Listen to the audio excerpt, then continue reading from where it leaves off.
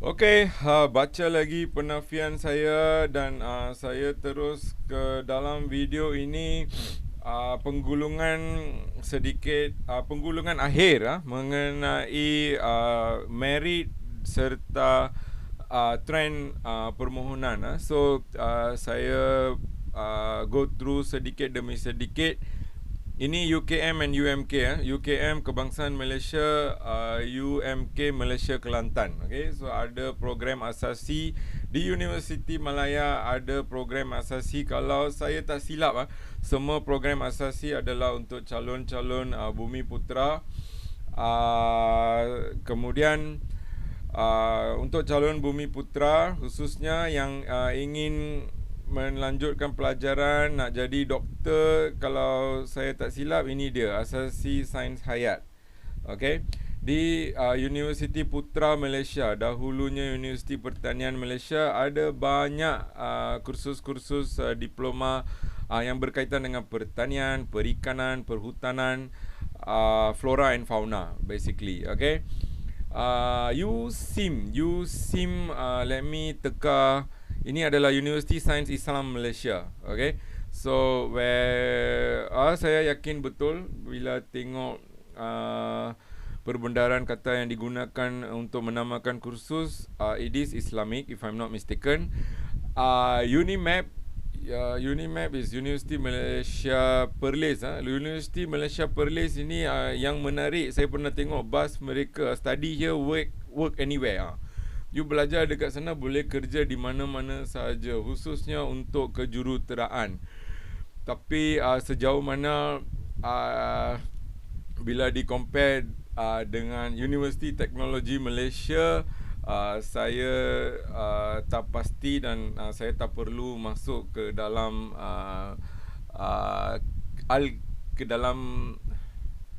ke dalam kisah ranking atau akreditasi universiti. UUM, Universiti Utara Malaysia, adalah memang universiti pengurusan yang famous. Unimas Malaysia Sarawak, ada asasi sains hayat. So kalau cukup merit nak jadi doktor, silakan. Unimas menanti anda. UIM, Universiti Islam Antarabangsa, ada banyak program asasi. UPNM, okey, yang ini saya amat tertarik dengan peluang ke UPNM. Saya ada dua anak buah, two nieces. They are twins. Seorang pengajian perubatan, seorang pengajian sains komputer di UPNM, dan saya difahamkan UPNM penuntut-penuntut di UPNM ada dua channel atau peluang untuk diserap masuk ke dalam Angkatan Tentera Malaysia. So kalau anda diberi dapat peluang untuk diserap masuk ke Angkatan Tentera Malaysia dengan jawatan ranking officer, pegawai, maka masa depan anda cukup cerah, cukup baik berkhidmat dengan Angkatan Tentera dalam ranking officers. Yang ini anda perlu research lah, survey lah, bertanyalah kepada saudara mara yang ada dalam tentera. Tentera ni ada tentera laut, ada tentera udara, ada tentera darat. Dan selain daripada UPNM, kemasukan atau pengambilan ketiga-tiga tentera ini ada laman web tersendiri. Kalau saya tak silap, anda boleh review balik video yang saya pernah buat sebelum ini berkaitan dengan SPA 9, di mana kita untuk pengambilan polis dan tentera, kita tak lihat option di dalam SPA 9. So polis dan tentera dan beberapa bahagian lain, saya kurang pasti, ada sistem mereka yang tersendiri untuk pengambilan prajurit atau kadet polis lepasan SPM.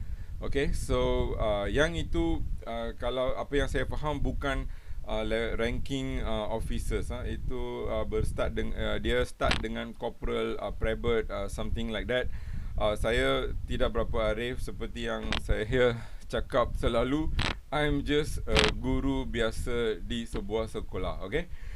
Now ILKB, ini IKBN lah. Saya dah cover. Okay. Akhir sekali sebelum saya menutup lembaran ini adalah video terakhir langkah 5. Okay, langkah 5 saya bincangkan hubung kait merit dengan trend permohonan, dengan peluang anda untuk memohon kursus yang anda suka. So kalau anda mempunyai merit yang tinggi, yang cukup banyak, saya rasa anda boleh pilih apa yang anda hendak. Kepada murid-murid yang par and below, sedang dan ke bawah, ini yang saya cukup risau dan saya cukup sayang. Lebih-lebih lagi yang meritnya kurang daripada 40. Mereka ini yang saya paling sayang, untuk pastikan mereka lakukan sesuatu selepas sekolah, masuk belajar sesuatu untuk up mereka punya skill untuk masa depan mereka. Okay, so always remember late bloomers. Maksudnya dalam usia remaja, mungkin anda tak mampu dari segi akademik, tetapi selepas di penghujung remaja anda meningkat dewasa, pemikiran anda mungkin berubah, anda mungkin lebih bersemangat dan anda akan ada semangat ingin tahu, anda nak belajar ketika itu. Yang ini ada evidence dengan saya sebenarnya sudah kutip keputusan SPM murid-murid tahun lalu, kemudian slip tawaran yang mereka dapat. Ada di kalangan mereka yang share mereka punya keputusan semester di politeknik. Okay, so kalau if I want to cut it short, ada seorang murid aliran sains, tapi gagal matematik tambahan. So daripada 9 subjek tinggal 8 saja. Mujur ke semua 8 subjek itu dapat kita isi ke dalam sistem kiraan merit, dan pelajar tersebut mendapat merit 64 atau 65, dan saya syorkan murid berkenaan untuk ke politeknik konvensional untuk kursus elektronik dan instrumentasi.